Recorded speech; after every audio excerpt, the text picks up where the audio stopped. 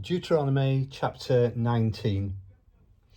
When God, your God, throws the nation out of the country that God, your God, is giving you, and you settle down in their cities and houses, you are to set aside 3 easy accessible cities in the land that God, your God, is giving you as your very own.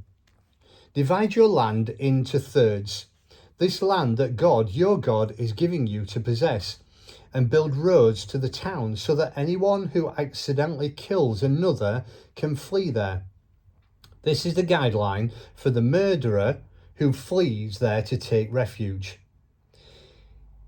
He has to have killed his neighbour without premeditation and with no history of bad blood between them.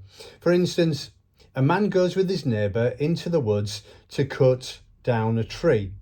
He swings the axe, the head slips off the handle and hits his neighbour, killing him. He may then flee to one of these cities to save his life. If the city is too far away, the avenger of blood racing in hot-blooded pursuit might catch him, since it's such a long distance, and kill him even though he didn't deserve it. It wasn't his fault. There was no history of hatred between them. Therefore, I command you, set aside the 3 cities for yourselves. When God, your God, enlarges your land, extending its border as he solemnly promised your ancestors by giving you the whole land he promised them, because you are diligently living the way I am commanding you today, namely to love God, your God, and do what he tells you all your life. And when that happens, then add 3 more to these 3 cities, so that there is no chance of innocent blood being spilled in your land. God, your God, is giving you this land as an inheritance. You don't want to pollute it with innocent blood and bring blood guilt upon yourselves.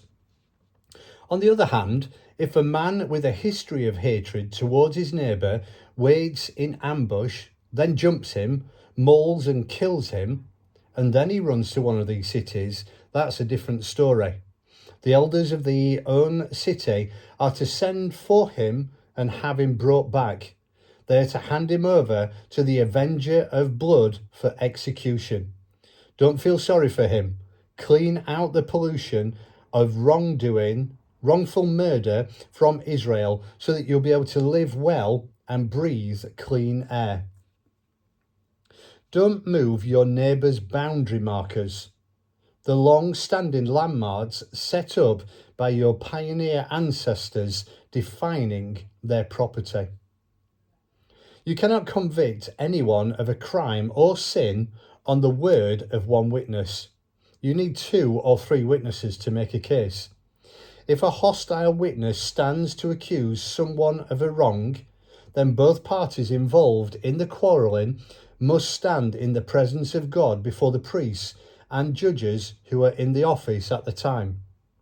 The judges must conduct a careful investigation.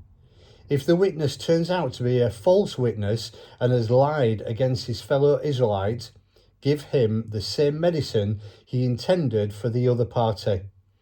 Clean the polluting evil from your company.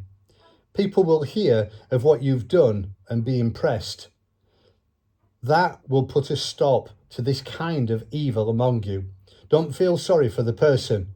It's life for life, eye for eye, tooth for tooth, hand for hand, foot for foot.